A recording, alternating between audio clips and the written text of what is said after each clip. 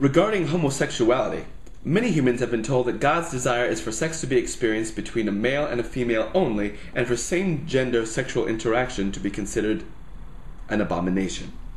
One result of this teaching, humans for whom same-gender sexual attraction feels most natural have been denounced, vilified, condemned, ostracized, isolated, assaulted, and killed by people who believe they are doing God's will. The sad account of the killing of Matthew Shepard in Laramie, Wyoming, offers us a now famous case in point. Shepard, an openly gay freshman at the University of Wyoming, was dragged out of a bar in Laramie by two young men, driven to a deserted road outside of town, tied to a cow fence, and beaten so severely that he lapsed into a coma and died 5 days later. His youthful assailants were apprehended and sentenced to life in prison, but the Reverend Fred Phelps, pastor of the Westboro Baptist Church of Topeka, Kansas, was not inclined to let the matter rest there. Every year, for the 5 years following Matthew's brutal beating and death, this Christian minister has traveled to Laramie as well as to Casper, Wyoming, Matthew's birthplace, to celebrate his death. And according to a report in the Los Angeles Times by reporter David Kelly on October 12, 2003, Reverend Phelps brought with him to Casper a granite monument engraved with Matthew's face, followed by these words chiseled in stone. Matthew Shepard entered hell October 12, 1998 at age 21 in defiance of God's warning. Thou shalt not lie with mankind as with womankind, it is abomination. Leviticus 18:32. It was the Reverend Phelps who also attended Matthew Shepard's funeral and, as the young man's parents, families, and friends stood in mourning, screamed, "God hates fags." With this level of clarity as to the divine intention and desire, entire countries have been forced under the power of governmental authority to rule of law to obey God's will in this manner.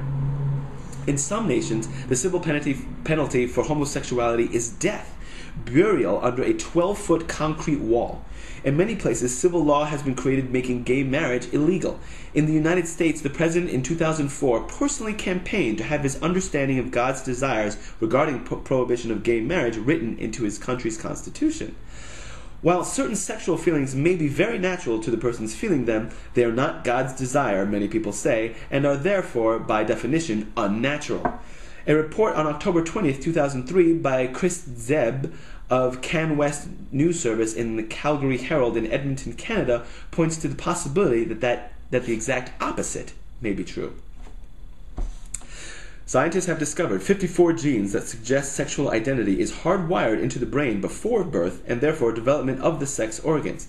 The journalist reports and goes on to say, the findings released today by a team of University of California, Los Angeles researchers could mean that sexuality, including homosexuality and transgender sexuality, are not a choice. Nevertheless, the clergy of the world's largest Nevertheless, the clergy of many of the world's largest religious denominations continue to assert that God condemns such sexual experiences. I didn't write the Bible, Archbishop Peter Akinola of Nigeria has been quoted in the press as saying. It's part of our Christian heritage. It tells us what to do. Let me start that over. Nevertheless, the clergy of many of the world's largest religious denominations continue to assert that God condemns such sexual experiences. I didn't write the Bible, Archbishop Peter Akinola of Nigeria has been quoted in the press as saying.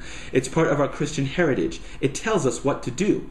If the Word of God says homosexuality is an abomination, then so be it. There you have it. And this gentleman does not stand alone, but echoes what many members of the clergy tell their congregations, declaring that the afterlife consequence of engaging in homosexual activity is everlasting damnation and torture in the fires of hell. This is, those people believe, God's desire.